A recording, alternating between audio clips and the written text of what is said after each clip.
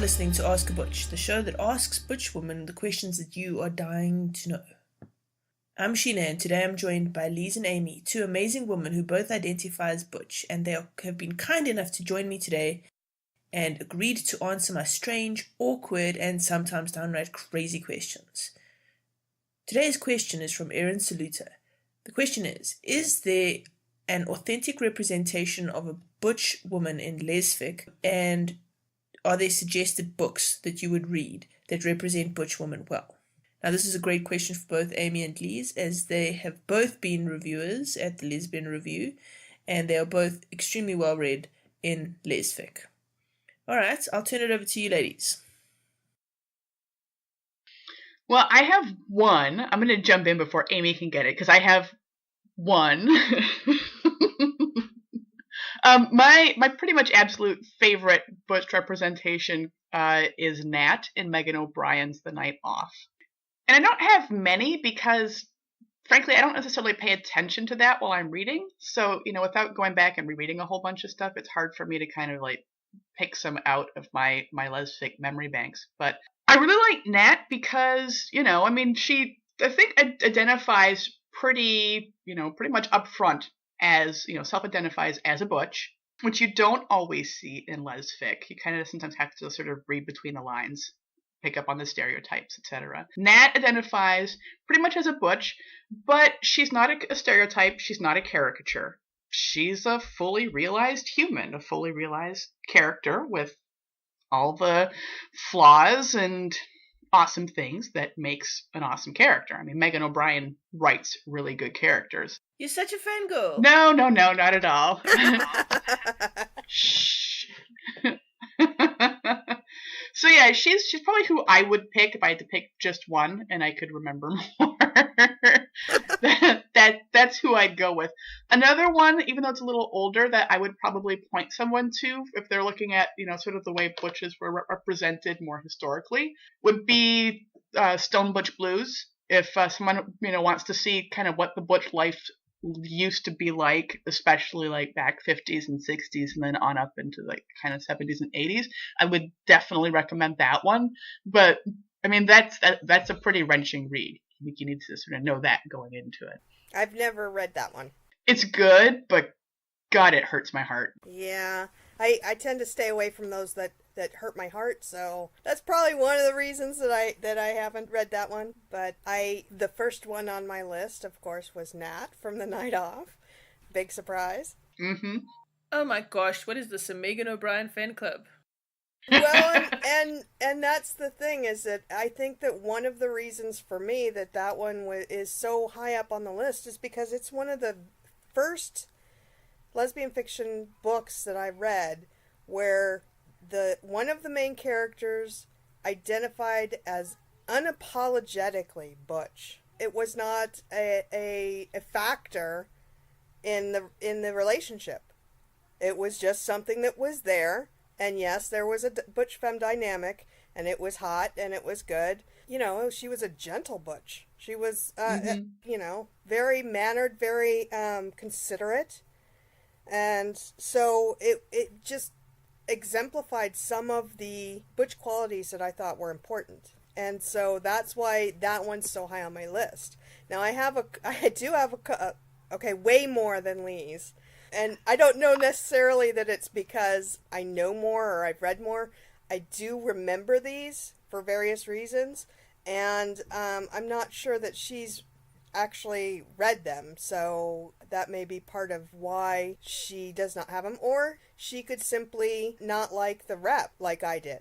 I also don't read many romances, and I think that the whole butch femme dynamic comes through a lot more in those. I mean, I tend to stick to more sci-fi, paranormal, that sort of stuff, and the waters get a little more muddied as far as rep, because you've got all sorts of badass women, and they could be butch, they could be femme, unless they specifically say one way or the other. The reader is just sort of left to project, I guess. I totally agree with that, and I think that that's one of the bad things about reading romances or any sort of lesbian fiction, is because there's a tendency to not label. And I don't know if that's a deliberate choice on the author's part, or if that's a marketing choice, or what. But I've noticed that you do not get a lot of labels of straight up saying I'm butch, or that woman is butch and I'm attracted to her. And so that makes it a little more difficult, I think. To start off, I have 3 authors that write a lot of butch femme books. I'm not talking about authors that write books where you have to assume one of the characters is butch. I'm talking about authors who actually use the label butch, and I'm not saying in all of their books, but in the ones that I mentioning, that's true. So yeah, we have Nat in The Night Off. We have Alex, because we're talking Meghan O'Brien first here. We have Alex and her best friend's sister. I'm not necessarily sure that I would consider that one really good butch rep, but the scenes are hot, and I think it gives an insight into some, not all, but some of the attitudes of butch women where it comes to using strap-ons. And so if you go into it with the idea that this is something that I can learn about some butch women and how they view this, then it can be eye-opening. One of the things I really like about Meghan O'Brien's sex scenes is that she doesn't shy away from the use of strap-ons, which is something that you don't see a whole lot in lesfic. I mean, not only is it hot, but I think, it's just the way she handles it, feels very sort of organic. It's not forced. It's not like I'm writing this because I think you'll think it's sexy. It's like I'm writing this because this is part of sex and erotica, and this is something that lesbians do. She's also broached anal sex, which Mm-hmm. is, bold and good for her. Oh, heck yeah, absolutely. I mean, she writes so much erotica that I think, you need to be able to throw some different flavors of whatever's going on in there. And that's, I think, one way that she can do it. But, I mean, hell yeah, all that stuff is super hot. And I'm super glad that she writes it. I'm going to mention one more Meghan O'Brien book, simply because there was a bit of a switch, I think, in it. And that's Infinite Loop. This one is a little harder because it's not a definite, I'd say it's not as clear of a butch label or a butch identification, but you do get the idea that this character is the butch character. And so, yes, you'd expect this butch, this character is going to be the top, this butch is going to take charge, and through much of the book, that's exactly what happens. And yet, the first time that the strap-on makes an appearance, she does a little switch up, and it's the femme character that wears it. And that just was, to me, so amazing, but so true, because there's nothing that says that butches don't enjoy that as well. Hey, more power to you. Either way, whichever, you prefer, giving or receiving. Okay. If you've listened to any of the Let's Talk About It podcast that Tamara and I do, we talk at length about sex, about strap-ons, and my feeling is always, it actually doesn't matter what your identity is. If you enjoy it, more power to you. And there's that whole myth about lesbians. Why are you using a strap-on if you don't want to have sex with a penis? Well, that's a lot of BS. Well, the unfortunate part of a penis is that there's usually a man behind it. Well, and the fact is that the nerves are where they are. I'm going to move on to the next author that I'd like to speak about, and that's Jenny Frame. Because I think that she writes, again, she writes unapologetic butches. She writes romances that are very butch femme dynamic. And the very first one, and I'm sorry, it's still my favorite, is A Royal Romance. And I think it's just because she has George, who is, this butch identity is who she is. And there's no point in time in the story that you ever get the feeling that George is a man, or that she wants to be a man. She is wholly female, and just the whole process of her falling in love and the way that Frame treats the sex and the romance and even just the total feeling of why she is the way she is I just think it's great. I think you've nailed it. And she does fantastic butch femme dynamic in her novels, and her butch characters are always my favorite characters. Okay, my next author is Voss Porter, and I think she's a little less well known than the other two, but again, she does. I think right now she has 4 major books out, and it's interesting because her first 2 books were butch femme. Her third book was Butch, which is I think a very interesting dynamic to start. And then her 4th book I would consider more femme. So again, the reason that I included the first 2 books, because I really want to talk about the third one, but the first book she has is this character who is visibly butch. And I would say kind of more soft butch in this particular book, but visibly butch, visibly gay.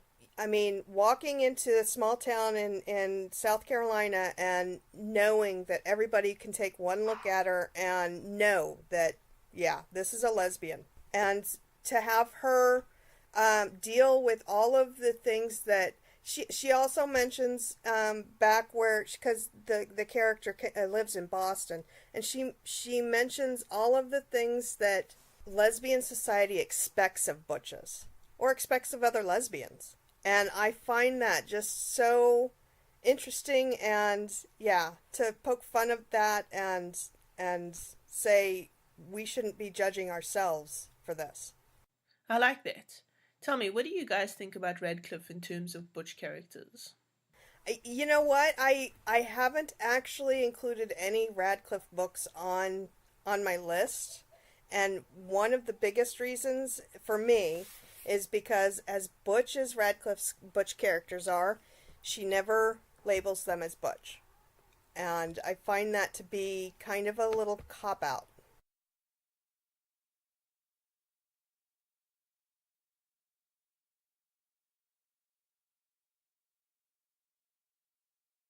That's my feeling. I mean, it's like I can read Radcliffe's book and I know which character is supposed to be the butch, and I know which one is supposed to be the femme, but she writes them in a way that, except during sex scenes, that you could, if you were reading and you didn't particularly like butches, that you could definitely in your mind imagine this as 2 femmes or 2 androgynous women instead of a butch and a femme. Fair enough. I believe Katie Williamson also has butch characters in her book, and one of her readers complained and said that there should be a trigger warning because of the butch femme dynamic. Yeah. Well, how much time do we have, and how big a soapbox do you want me to get onto right now? Yeah. Because that is one of my triggers. I remember the conversation about the person who needed a trigger warning, warning her that there was a butch femme relationship. And as far as I'm concerned, that's like saying I need a trigger warning in case there's an interracial couple in this book. That's exactly it. That's ridiculous. Even requiring a trigger warning for strap-on sex is ridiculous. Okay, Amy, what are your last 2 books? My last 2 are one by Lynn Galley. It's called Life Rewired, and that one is a butch on butch, which again I think is interesting, an interesting dynamic for an author to take on. The only thing I'd say I don't like about the book is that in the beginning they have the little, I think it's required for butch on butch, the struggle to see which one's going to be on top, which I don't think is something that is as prevalent as authors who aren't involved in butch on butch realize. It just doesn't happen as much. Never mind. Women can take turns. It sort of reminds me of the way that people believe that the only way lesbians can have sex is through scissoring. Okay. That was an interesting gesture, and I've never had sex that way. Okay. Well, so here's something interesting. So my werewolf book, 5 Moons Rising, I actually wrote, even though I don't come out and say that the characters are butch, but they're both butch. And yet I see people putting them under butch femme in Goodreads. Oh, good to know. I would have put Riri as femme, honestly. I actually, to tell you the truth, I think that it's more difficult to, I kind of would have said more butch on butch, but I would have said, what's this, like, Mary? Malice? I would have said she was the one who was more femme. But that, I think, is more of a dominance issue than a butch femme issue. And that's what you get when you add in the paranormal, especially with the werewolf pack, because that's more, that their pack structure is all dominance based. So that's, I think, what you're talking more about in that, and that's the only reason that I wouldn't have included your book. Well, but that brings up an interesting point. I mean, this idea that the butch, as we talked about earlier, that the butch is always the dominant, which we all know is not the case. My last book actually addresses that. And the last book that I have is The Butch and the Beautiful by Chris Ripper. And the reason that I've included that is because it is one of the first books that I've read, especially with a butch femme dynamic, that has a butch bottom in it. Ooh, nice. Yeah. I know that some others, have read it and not been as thrilled with the rep as me. But for me, just the fact that it had a butch bottom and it treated that as a valid choice, I guess, or a valid way of being, was, to me, it made it great. Now I find myself rather distracted while I think about butch bottoms. I'm not exactly talking about the butch's bottom. So that's my list of books. That's a great list. Well done. And Lise, your single contribution was a good one, at least. No, but I have more books to go read now. Awesome. But Lise, it occurs to me, your book Depths of Blue, that's got a butch character, right? Definitely, yes. Yeah, Jack is very much a butch. Though, I mean, it's funny because I did some things to kind of stand that whole typical dynamic on its head, just with making her the less experienced one and the more sort of like guarded and less dominant than Torrin was. So that book was amazing. And my favorite was where Torrin is falling in love with Jack and doesn't realize that Jack is a woman, and so she doesn't understand what's going on because she thinks Jack's a guy and she's never fallen for a guy before. She doesn't like guys. So what is going on? I have a real weakness for the chick dressed as a dude trope, which I think comes from that was like the only way I ever saw women like me in movies when I was a kid, like the various like teen and kid movies where you have the girl who dresses as a boy so that she can go hang out with them, because that was totally what I was like. Oh, I love that trope too. And in fact, I love it so much that I've actually got an entire category on the TLR website just for women who dress like men.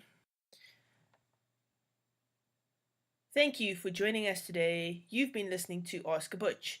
You can get cool stuff in the show notes, like links to become a patron, and if you become a patron, you get exclusive podcast content. We also will have links and descriptions about the books that Amy and Lise have spoken about today. You can find all of our podcasters on the Lesbian Talk Show chat group on Facebook. And come and join us. Tell us what you want to know about butch women and what stereotypes you find frustrating, annoying, or rather funny. That's all for this week. Bye. Bye. Bye.